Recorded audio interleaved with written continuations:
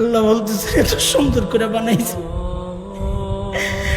তো যদি আমার এই সুন্দরের কদর না করস রে বান্দা, এই নিয়ামতের কদর যদি না করস, সুম্মা রাদাদনাহু আসফালা সাফিলিন, তাহলে আমি তোর সবচেয়ে নিকৃষ্ট জায়গায় পৌঁছে দেব।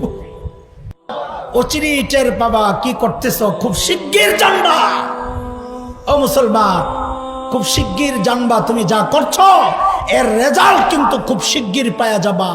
সুম্মা কাল্লা সাউফা তা'লামুন, আল্লাহ বলছেন বান্দারে তোরে সতর্ক করার জন্য আমি কথাটা আবারও বললাম, অচিরেই তুই টের পাওয়া যাবি আমার নাফরমানির শাস্তি কত কঠোর হতে পারে, অচিরেই টের পাওয়া যাবে।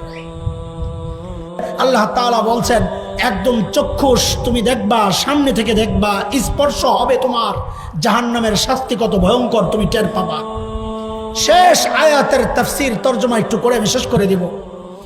আল্লাহ তাআলা বলছেন এরে আমার বান্দা, সুম্মা লাতুসআলুন্না ইয়াওমা ইযিন আনিন নাঈম, আমি তোকে যতগুলো নিয়ামত দিয়েছি প্রত্যেকটা নিয়ামতের হিসাব আমি আল্লাহ কড়ায় গন্ডায় বুঝে নিব, মনে রাখিস। আমি হিসাব নিব। তোকে এই চোখ দিয়েছি, তো এই চোখ দিয়ে আমার কালাম পড়েছিস না টেলিভিশন দেখেছিস, আমি চোখের হিসাব নিব। আমি এই হাত দিয়েছি, এই হাত দ্বারা অন্যায়ের বিরুদ্ধে তুই রুখে দাঁড়িয়েছিস না এই হাত দ্বারা খোঁচায় খোঁচায় মানুষের পকেট কেটেছিস, আমি তোর এই হাতের হিসাব নিব। আমি তোকে পা দিয়েছি, এই পা দিয়া নামাজের জন্য গিয়েছিলি না এই পা গুনার দিকে বাড়িয়েছিলি, আমি কদমে কদমে হিসাব নিব। আল্লাহ তাআলা বলছেন ও দোস্ত, এই জন্যে আমরা বলি গুনাহ করার সময় একটু মাথার মধ্যে এই চেতনাটা একটু ঢুকায়া দাও। যুবকরাই বেশি, আমি চেহারা দেখে বুঝছি।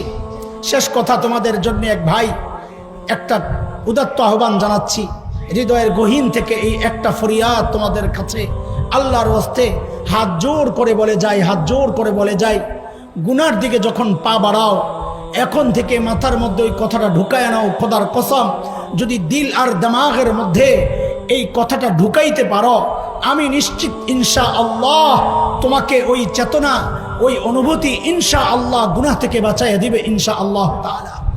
কি চেতনা? যে যখন গুনার দিকে পা বাড়াবা তখন তুমি চিন্তা করবা আমার রব আমাকে পেছন থেকে ডাকতেছেন, আমার রব আমাকে পেছন থেকে ডাকতেছেন। কি বইলা ডাকতেছেন? কোরআনে আসছে কি বইলা ডাকতেছেন? আল্লাহ আল্লাহ। এখন থেকে গুনাহ করার সময় এই চিন্তাটা যেন মাথায় থাকে।